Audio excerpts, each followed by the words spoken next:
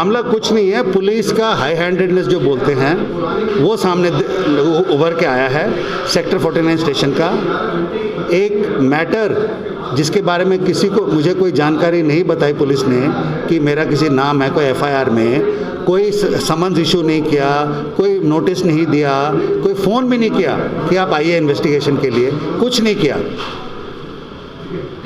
मुझे रात के 12:30 बजे आके मेरे घर पे घंटी आई कि आप चलिए, अभी इसी वक्त जाना है, जैसे उन्होंने बोला आप कोऑपरेट करिए, अभी जाना है। तो मैंने बोला इतनी रात को क्यों भाई, हम कल सुबह आ जाएंगे।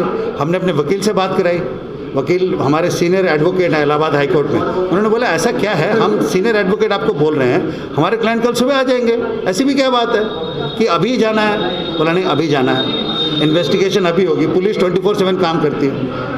हम वो भी मान गए, हमने कहा चलो ठीक है, हम भी फौजी आदमी हैं, हम भी 24/7 काम करते हैं, हम भी चले जाएंगे।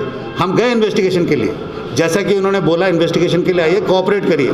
हमने कोऑपरेट किया, हम गए, लेकिन एसएचओ की तरफ से एसएचओ साहब जो है वो घर चले गए, वो थे ही नहीं स्टेशन में। तो हम बैठे रहे, भाई इन्वेस्टिगेशन करिए। हमारे प्रेसिडेंट साहब भी बैठे थे, हम भी बैठे थे, हमको एसी रूम में बिठाया, बोला बैठे रहिए शांति से। मैंने बोला इन्वेस्टिगेशन तो करिए, नहीं हो रहा।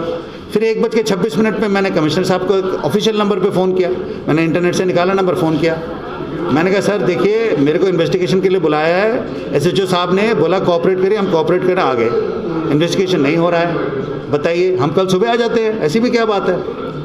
फिर कमिश्नर के नंबर से जो भी मैसेज आया एसएचओ को, इमीडिएटली 5 मिनट के अंदर बोला अपना बेल्ट उतारो, अपने जूते उतारो, फ़ोन छीन लिया, सेल के अंदर धक्का दे दिया। तो मुझे समझ नहीं है, मेरी बीवी एकदम वो हैरान हो गई। उसने बोला कि अभी तो अरेस्ट वारंट दीजिए, आपने सेल में डाल दिया है, अभी अरेस्ट कर लिया आपने, अरेस्ट वारंट दीजिए। तो उसको ऐसे सुनाया तू करके, तू जाती है कि नहीं, तेरा भी फ़ोन छीन के तेरे को भी अंदर डाल देंगे, ऐसे। मेरी बेटी अकेली घर में, अब सोचिए मेरी बीवी को भी डाल देती तो उसका क्या होता। वो अकेली बाहर से लॉक करके आई थी मेरी वाइफ। सर आपकी बेटी ने सुसाइड करने की कोशिश करी, उसके बारे में क्या कहना है? मैं कुछ नहीं, मेरी इकलौता बच्चा है, ठीक है, बेटी है क्लास 12th में, ठीक है। वो जब आई तो उसने सडनली एक देखा, वो तो अकेली थी ना, वो लेट आई रात को, अगले दिन भी पूरे दिन वही थी, वो फैन में चुन्नी डालने की कोशिश कर रही थी, बहुत ही डेंजरस। उसके बाद हम सेक्रेटरी से, फिर उसने हाथ मतलब नाइफ से काटने की कोशिश की। बहुत गहरा सदमा है, बहुत गहरा सदमा है। हम सेक्रेटरी पहले कैलाश हॉस्पिटल गए, उसके बाद हम दूसरे स्पेशलिस्ट सेक्रेटरिस्ट के पास, अभी ट्रीटमेंट चल रहा है उसका। अभी 6 महीने बाद उसका 12वीं का एग्ज़ाम है, वो क्लास 10th में वो टॉपर रह चुकी है। उसके साइंस में 100 आउट ऑफ 100 आए हैं, मैथ्स में भी ऑलमोस्ट 199 आए हैं। तो इतने वो टॉपर है वो, और उसके साथ ऐसा हो रहा है, उसकी क्या गलती है। एक बार फिर यूपी पुलिस को शर्मसार करने वाली घटना सामने आई है। पूर्व सैनिकों के साथ बार बार किए जा रहे दुर्व्यवहार। अभी कुछ समय पहले ही कर्नल VPS चौहान के साथ किए गए अमानवीय दुर्व्यवहार के बारे में आप सबने सुना होगा।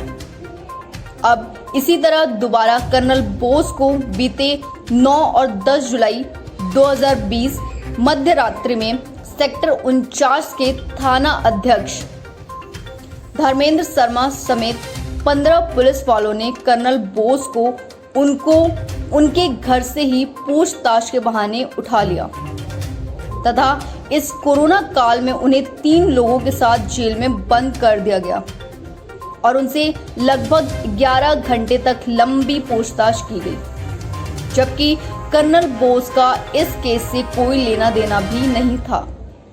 पुलिस का कर्नल बोस को घर से ले जाने वाला वीडियो सोशल मीडिया पर काफी वायरल भी हुआ था। कर्नल बोस की पत्नी का कहना है कि जब वह थाने में कर्नल बोस की गिरफ्तारी का कारण पूछने गई, तब पुलिस ने उनके साथ आपत्तिजनक तरीके से बात की। कर्नल बोस की पत्नी का कहना है कि उन्हें अपशब्द बोले गए।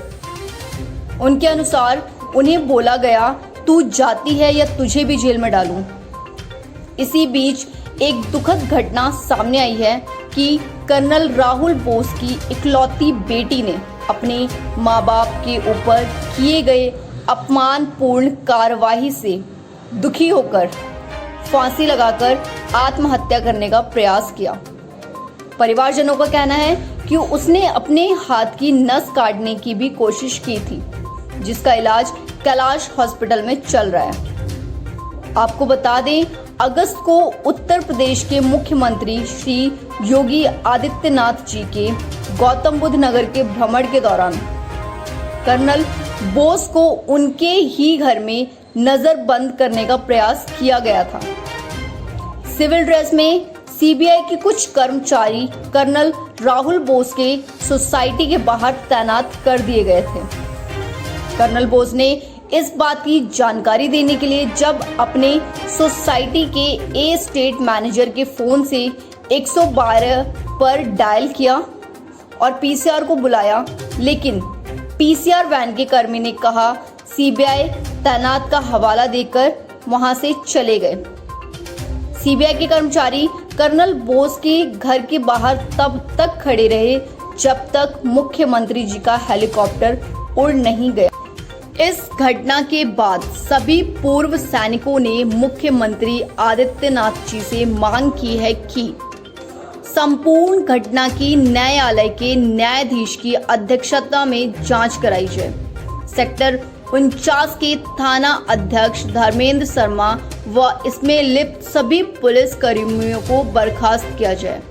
डीसीपी संकल्प शर्मा व एसीपी विमल कुमार को निलंबित किया जाए और जांच की कार्यवाही के दौरान आलोक सिंह को निलंबित किया जाए। सोचिए जरा, पुलिस वालों का व्यवहार अगर पूर्व सैनिकों के साथ ऐसा है तो आम जनता के साथ कैसा होता होगा। सवाल उठते हैं कि आखिर क्यों उत्तर प्रदेश के मुख्यमंत्री योगी आदित्यनाथ जी के जनपद भ्रमण के दौरान कर्नल बोस को उन्हीं के घर में नजरबंद करने की कोशिश क्यों की गई थी। पूर्व सैनिकों की कड़ी कार्यवाही की मांग के बावजूद अभी तक कोई कार्रवाई क्यों नहीं की गई। हमारे देश की रक्षा करने वालों के साथ अगर ऐसा व्यवहार किया जा रहा है, उनके परिवार के साथ अगर ऐसा व्यवहार किया जा रहा है, तो आम जनता के साथ कैसा व्यवहार होता होगा आप लोग सोच सकते हैं।